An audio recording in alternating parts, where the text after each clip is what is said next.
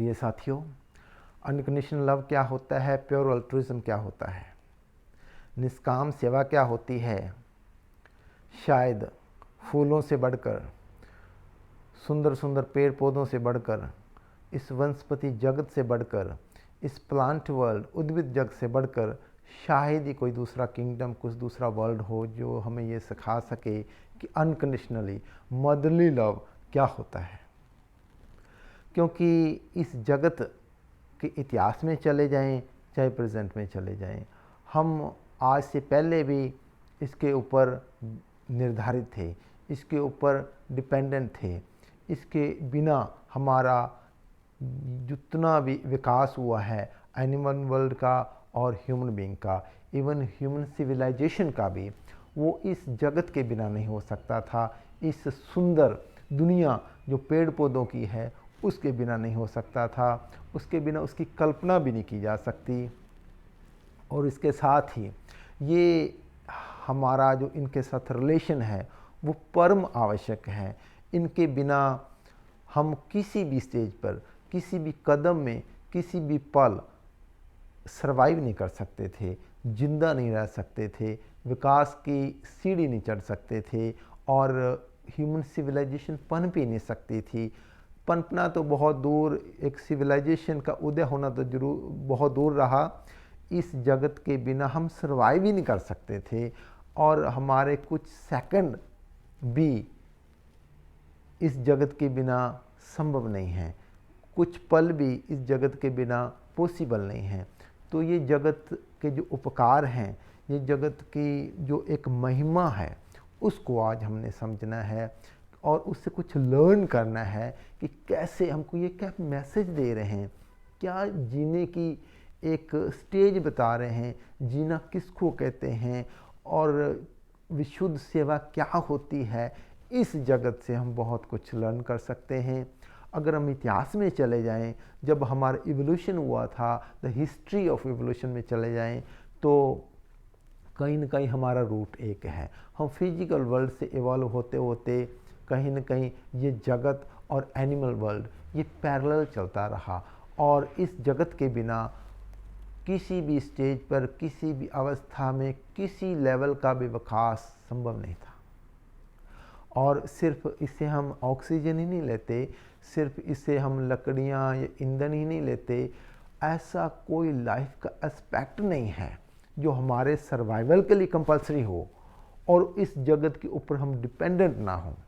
वो हमारे भोजन को लेकर हो सकता है, हमारे किसी प्रकार की साफ हवा को लेकर हो सकता है, किसी औषधि को लेकर हो सकता है, किसी प्रकार की सेंस ऑफ ब्यूटी को लेकर भी हो सकता है। लेकिन अनफॉर्चुनेटली हम इतने अंधे हैं, हम इतने अयोग्य हैं, हम इस लेवल के पागलपन की अवस्था रखते हैं कि इस आँखों के साथ, इस आँखों के रखते हुए भी हम इसकी ब्यूटी को जिस अवस्था में, जिस गहराई में, जिस डेप्थ में देखना चाहिए, उससे आज भी वंचित हैं। उसको हम भली भांति देख ही नहीं पाते। जिस वे से इस जगत की रिस्पेक्ट होनी चाहिए, जिस वे से इनके प्रति शुक्रगुजारी, ग्रैटिट्यूड, कृतज्ञता होनी चाहिए, उससे हम आज भी वंचित हैं। जिस वे से इनके साथ एक करुणा की फीलिंग के साथ जुड़ाव होना चाहिए या कंपैशन की फीलिंग के साथ इस जगत की जो गरिमा है उसके साथ एक जिंदा संबंध फील होना चाहिए, उससे कहीं हम आज भी वंचित हैं। हमारी जो सेंस ऑफ ब्यूटी है इस जगत के बिना संभव नहीं है। जितने भी आज बहुत सुंदर सुंदर आपको पहाड़ भी दिखते हैं, बहुत हिमालय की सुंदर सुंदर चोटी है, बहुत सुंदर सुंदर पहाड़ हैं, किसी भी डायरेक्शन में, चाहे वो ईस्ट है चाहे वो वेस्ट है, वो कहीं ना कहीं वनस्पति जगत के कारण ही सुंदर लगता है। जितने भी आज फूल हैं, जितने भी प्रकार के पेड़ और पौधे हैं, कहीं ना कहीं इन्होंने नई ह्यूमन सिविलाइजेशन को जन्म दिया है। ह्यूमन सिविलाइजेशन में अगर कुछ गुडनेस पनपी है तो इस जगत का बहुत बड़ा कंट्रीब्यूशन है। बल्कि मैं तो यही कहूँगा कि परम आवश्यक संबंध है इस जगत के साथ।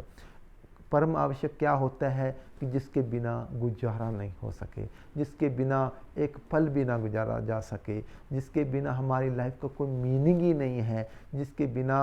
किसी प्रकार की सिविलाइजेशन की बात ही नहीं हो सकती, जिसके बिना कोई मीनिंग ऑफ लाइफ की बात नहीं हो सकती, कोई अल्ट्रुइज्म की बात नहीं हो सकती, कोई प्योर अल्ट्रुइज्म की बात नहीं हो सकती।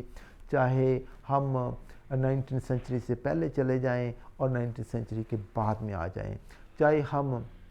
वैल्यूज एस्पेक्ट से देखें, चाहे ऐसे फैक्ट देखें, लाइफ में जो विशेष कंट्रीब्यूशन है इस जगत का, वो शब्दों में बयान नहीं हो सकता, क्योंकि इस जगत की इतनी महिमा, इतनी गरिमा है, इतने उपकार हैं कि इसको हम पूर्ण रूप से गहराई से शायद कभी समझ पाएँ कि इस जगत के कारण अगर ह्यूमन सिविलाइजेशन पनपी है या इस लेवल पे आई है, तो उसकी गहराई क्या है, उसका विस्तार क्या है, उसकी इंट्रिंसिक ब्यूटी क्या है।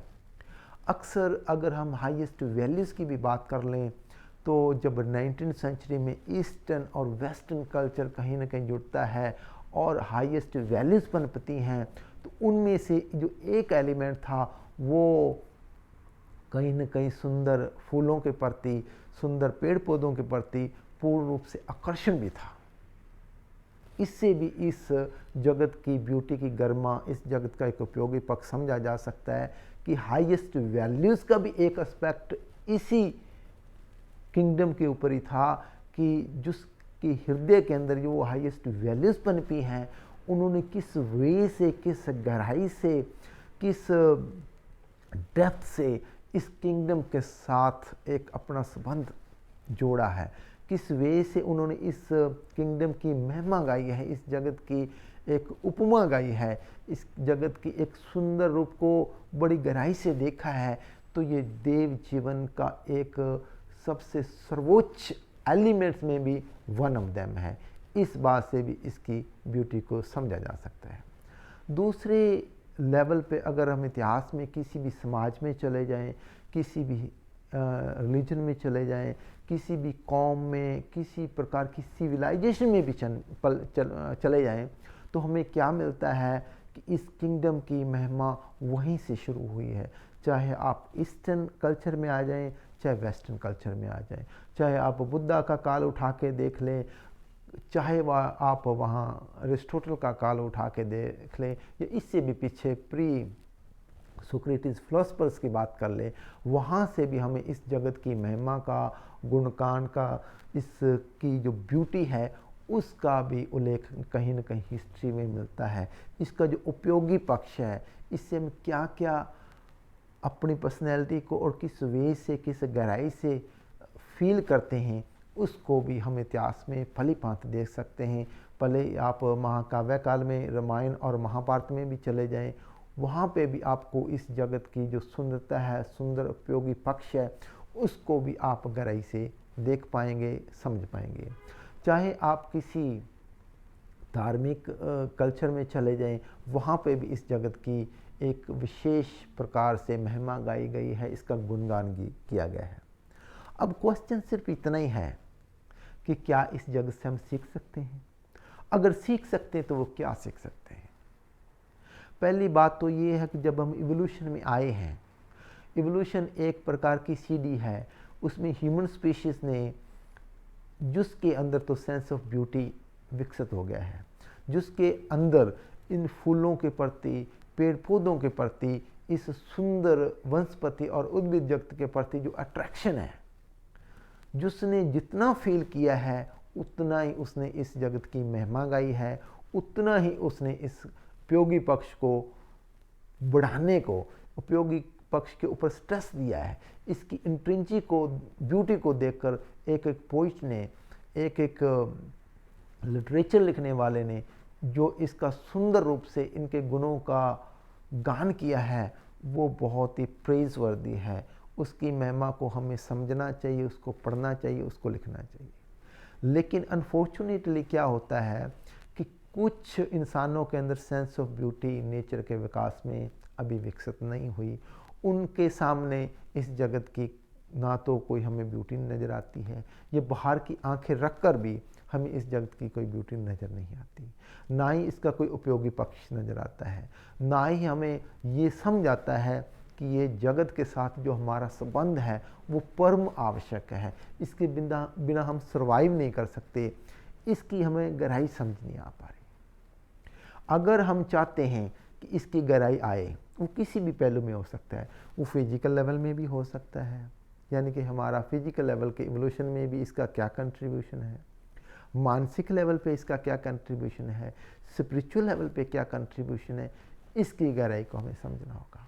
फिजिकल वर्ल्ड में अगर आ जाएं, यानी कि जो हमारा शारीरिक लेवल है, जो हमारा फिजिकल वर्ल्ड से हमारा इवोल्यूशन होते होते हमें एक इंसान के लेवल पर बोध विकसित हुए हैं, क्या बिना पेड़ पौधों के हमारा इवोल्यूशन सर्वाइव हो सकता था? हमारा शरीर जिंदा रह सकता था क्या? जब हम इवोल्यूशन के उस स्टेज में आए जब अंधेरा था, हिंसक जानवर थे, जब हम पेड़ पौधों पे चढ़ जाते थे, क्या बिना पेड़ पौधों के हमारी रक्षा हो सकती थी? या इनसे जो हमने लकड़ी के औजार बनाए और अपने हिंसक जानवरों से रक्षा पाई, क्या वो शारीरिक रक्षा इस जगत के बिना हो सकती थी? अगर हम ऑक्सीजन के लेवल पे ये ना भी सोचें, तो फिर भी अगर हम फिजिकल लेवल पे भी सोच लें कि सिर्फ ऑक्सीजन के अलावा भी, इस जगत के जो फलों के अलावा भी, इस जगत की औषधियों के अलावा भी, इस जगत के जो हमने सेंसेस डेवलप किए उसके अलावा भी एक मोटे रूप से भी देखें, क्या इतने हिंसक जानवर जब हमारे एग्जिस्टेंस के लिए खतरा थे, तो क्या इस जगत के बिना, इन पेड़ पौधों के बिना, जब हमारे पास फूड नहीं होता था,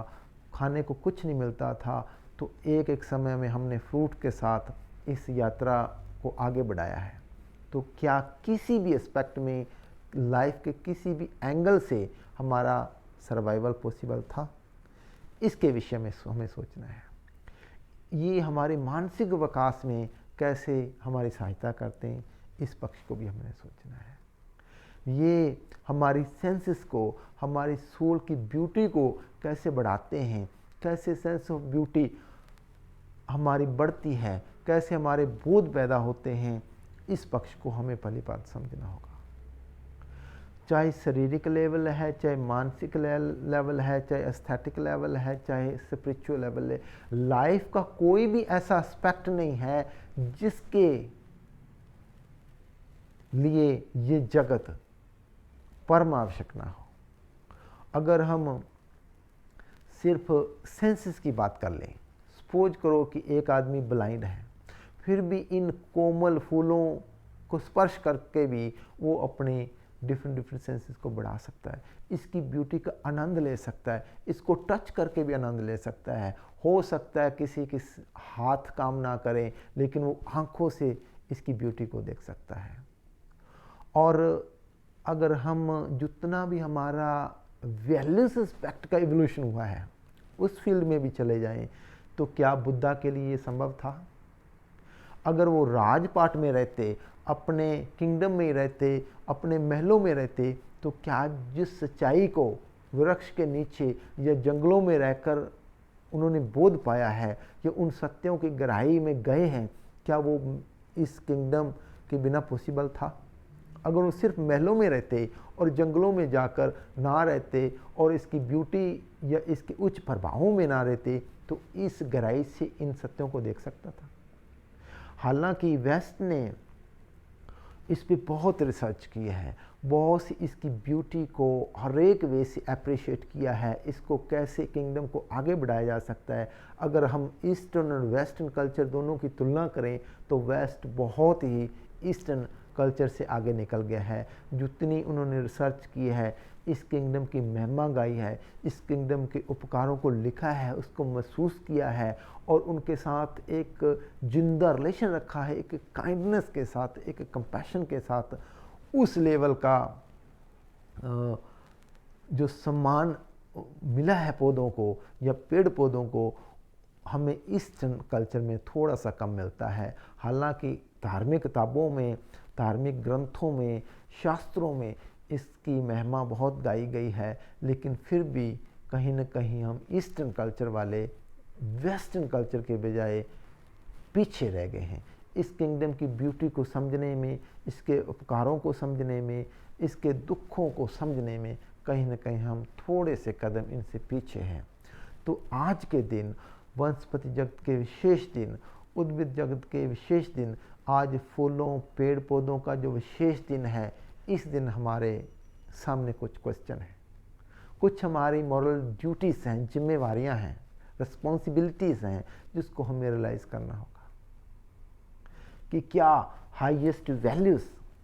इस किंगडम के बिना संभव थी? क्या जो हाईएस्ट वैल्यूज से सत्य देखे गए, क्या इस किंगडम के बिना पॉसिबल था? क्या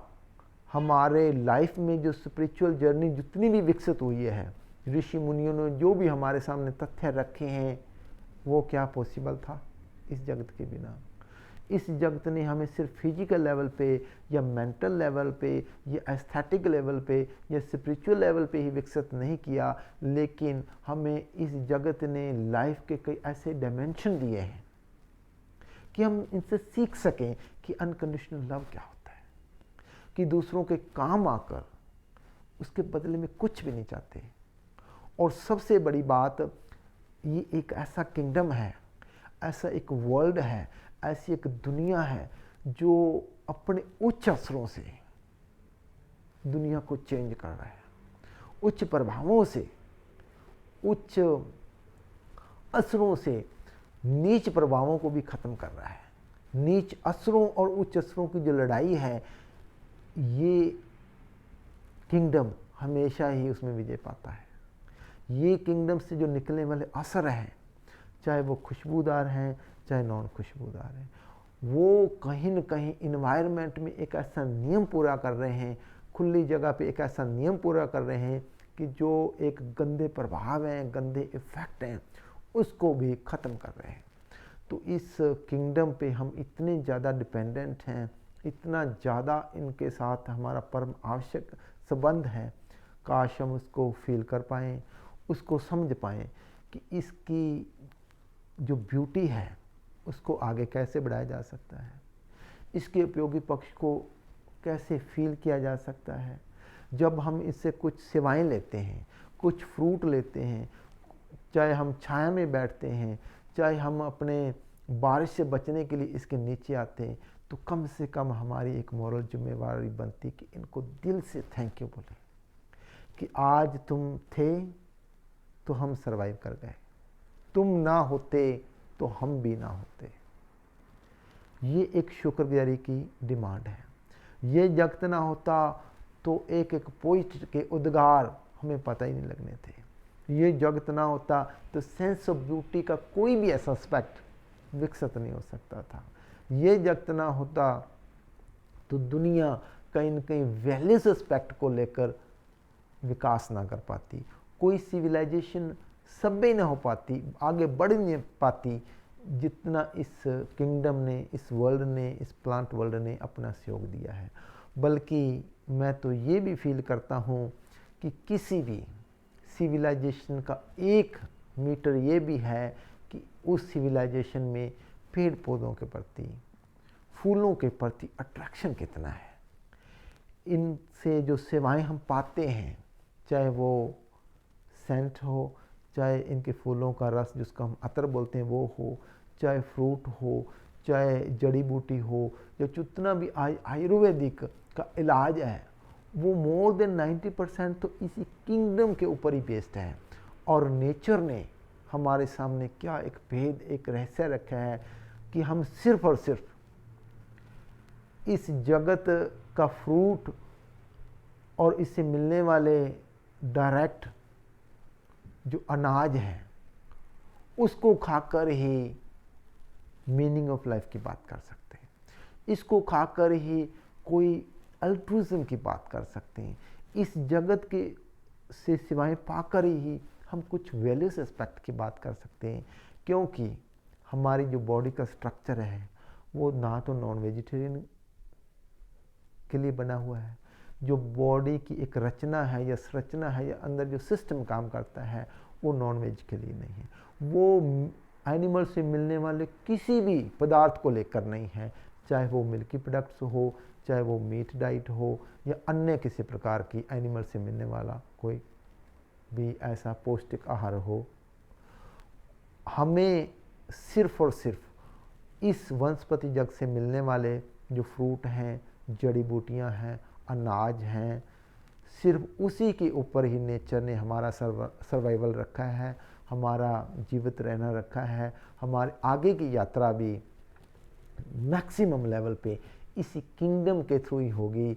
फ्यूचर में चाहे कितने प्रकार के भी हम टेक्नोलॉजी को एडवांस करने के बाद हम कुछ ऐसे केमिकल बना लें, ऐसे मिनरल्स और विटामिन्स बना लें जिसको खाने के बाद हमें भूख ही नहीं लगेगी, फिर भी कहीं ना कहीं इस किंगडम का बहुत बड़ा कंट्रीब्यूशन रहेगा। इस किंगडम से मिलने वाले जो हमें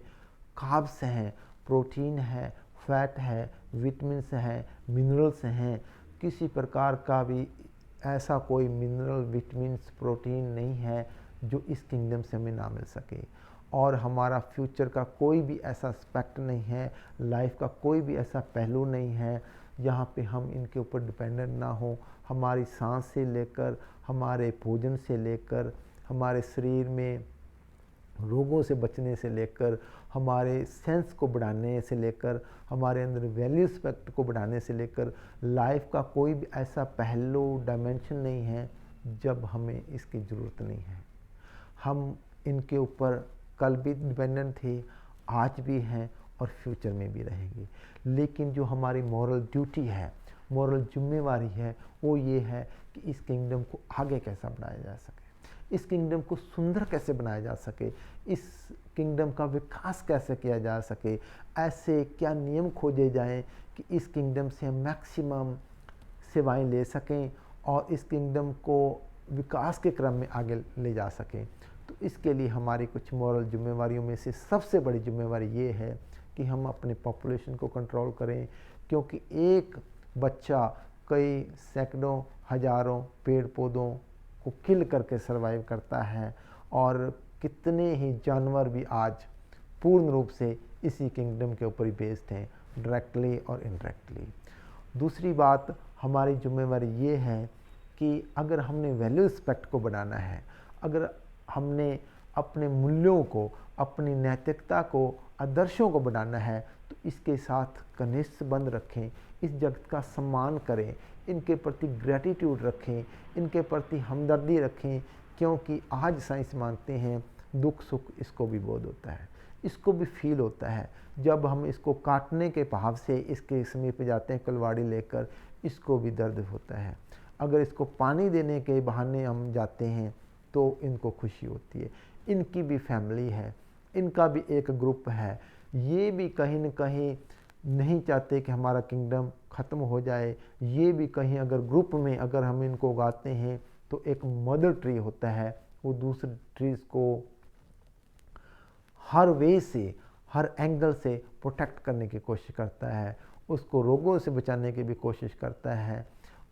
इसको जिस वे से एक मदर अपने बच्चे का ख्याल रखती है, इनकी भी एक फैमिली है। ये भी एक जंगल में मदर ट्री होता है, बाकी बच्चों को मदर ट्री पूर्ण रूप से सुरक्षा प्रोवाइड करता है, उनकी पालना करता है और मुसीबत में उसके काम आता है। तो हमें इनको काटना नहीं है। मैक्सिमम लेवल पर जो भूमि का हिस्सा है, जो इस किंगडम को हमें देना चाहिए, हमें वो देना चाहिए। वेस्ट ने कहीं ना कहीं इस नियम को समझा है, इसलिए वो आगे बढ़ गए हैं। काश हम चाहे ईस्टर्न कल्चर से बिलोंग करें, चाहे वेस्टर्न से बिलोंग करें, हमारी जो मॉरल जिम्मेवारी है हम इनको गोद में लें और जनसंख्या बढ़ाने के बजाय इन पेड़ पौधों को अपना बच्चा समझ सकें, इनको अपना भाई बहन समझ सकें, इनको मदरली लव की तरह ट्रीट कर सकें। और नेचर का एक लॉ है, जो इस किंगडम की सेवा करेगा, ये नहीं हो सकता कि किसी भी एंगल में उसका विकास ना हो, फिजिकली, मानसिक लेवल पे, एस्थेटिक लेवल पे और स्पिरिचुअल लेवल पे। ये एक ऐसा किंगडम है, जब भी आप इनकी सेवाएं करेंगे, सिवाय आशीर्वाद के, सिवाय ब्लेसिंग्स के, आपको और कुछ नहीं मिलेगा। कोई भेदभाव नहीं मिलेगा, कोई गद्दारी नहीं मिलेगी, कोई आपको दुख नहीं मिलेगा सिवाय सुख के। और मैं तो ये भी मानता हूँ कि फ्यूचर में अगर लाइफ आफ्टर डेथ के ऊपर कई रिसर्च हुई तो लोग क्या पाएंगे कि नेचर का एक लॉ है, चाहे ह्यूमन स्पीशीज़ है, चाहे एनिमल वर्ल्ड है, चाहे प्लांट वर्ल्ड है, या कोई भी ऐसा नेचर का अस्तित्व जो जितना उपकारी होगा, जो जितना सुंदर होगा, जिसका जितना उपयोगी पक्ष होगा, जिसकी जितनी ज़्यादा इंट्रिंसिक ब्यूटी होगी, इंट्रिंसिक वैल्यू होगी, वो परलोक में भी उतनी ही बड़े स्टेज पे पहुंचेगा। तो अगर लाइफ आफ्टर डेथ रियल हुई, इस पे साइंटिफिक कुछ रिसर्च हुई, लाइफ आफ्टर डेथ के में जो तथ्य सामने आएंगे वो यही आएंगे कि ये पेड़ पौधे, ये फूल, ये कितने सुंदर सुंदर वृक्ष मनुष्यों से भी कहीं ऊपर की श्रेणी में वहाँ सर्वाइव करते होंगे, और यहाँ पे सात्विक जीवनदारी होंगे, वहाँ पे ये किंगडम सर्वाइव करेगा। यहाँ पे हम जैसे नीच इंसान होंगे, वहाँ पे ये दुख पाएंगे, ये तकलीफ़ पाएंगे, इनका डिग्रेडेशन होगा, इनका पतन होगा, इनका जंगल काटे जाएंगे। तो हम राक्षस वृत्ति से ऊपर उठकर एक इंसान की कैटेगरी में आएँ और अपना बहुत सा समय, अपना टाइम, अपनी एनर्जी, अपना पैसा इस किंगडम को बढ़ाने में, उसका फैलाव करने में, उसको और सुंदर बनाने में, उसका और विकसित करने में लगाएं, ताकि हमारा हर एक पहलू में, हर एक एस्पेक्ट में हमारा भला हो सके, हमारा हित हो सके, हमारा विकास हो सके, हम इनसे कुछ सीख सके। पीस क्या होती है, हार्मनी क्या होती है, यूनिटी क्या होती है, मदरली लव क्या होता है, प्योर अल्ट्रिज्म क्या होता है, काश इससे सीख सकें। Thank you very much.